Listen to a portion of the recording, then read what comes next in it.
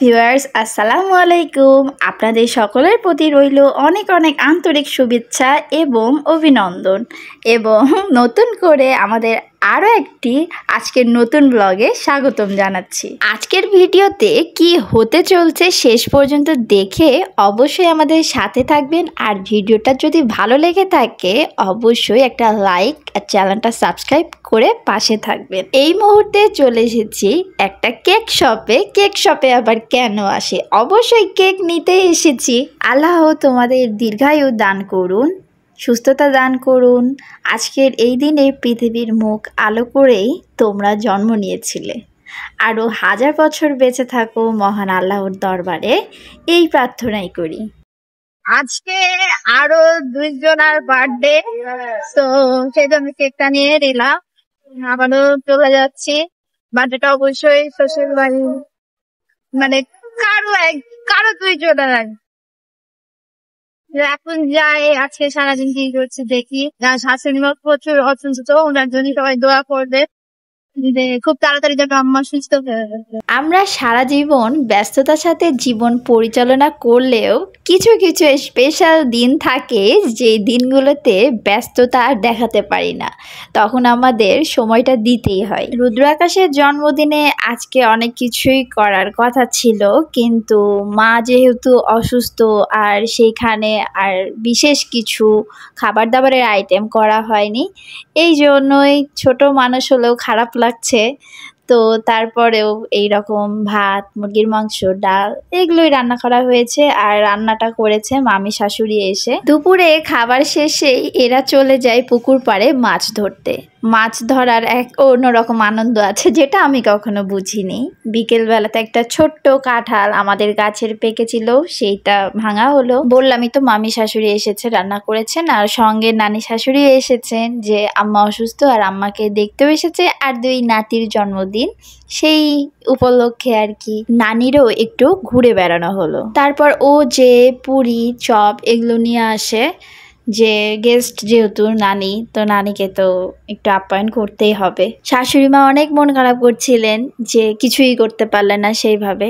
তো আসলে উনি সুস্থ হোক, তারপরে আবার হবে ইনশাল্লাহ। সবাই মিলে বসে একসঙ্গে গল্প গুজব করছিলাম। আম্মা এই যে শুয়ে আছে, নানি গল্প করছে।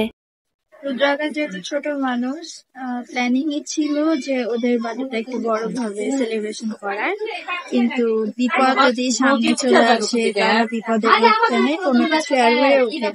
তো সেই রকম আম্মা এতই অসুস্থ যে না দেখালে মানে কি বলবো, বলা যাবে না। আম্মা রীতিমতো শুয়ে আছে। নানিদের আসার কথা ছিল না, হঠাৎ করেই নানি এসেছে যে আম্মাকে দেখার জন্য।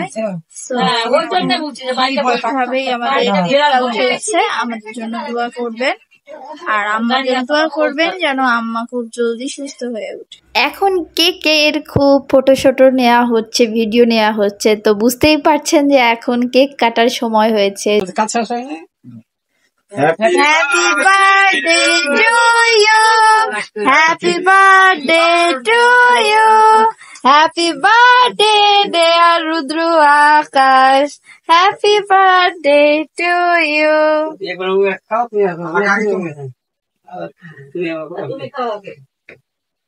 Jug jug jio jio jio.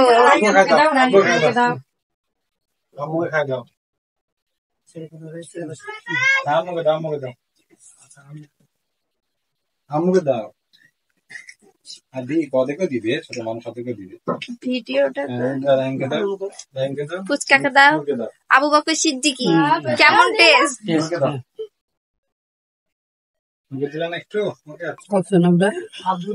বারো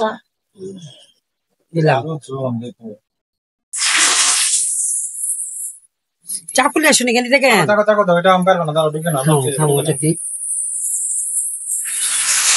চাকু দেয়নি আজকে, চেষ্টা করে দিই।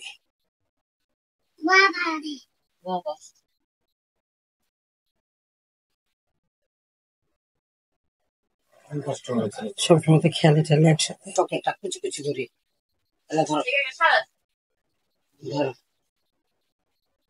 স্বাদ লাগে কিন্তু কম দাম দিলে কম দাম ধরেন।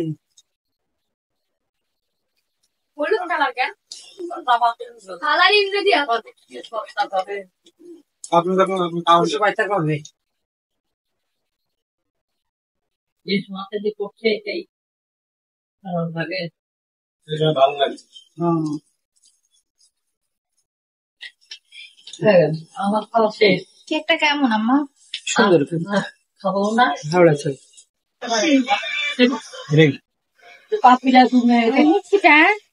দে বাবা দিদি জোজো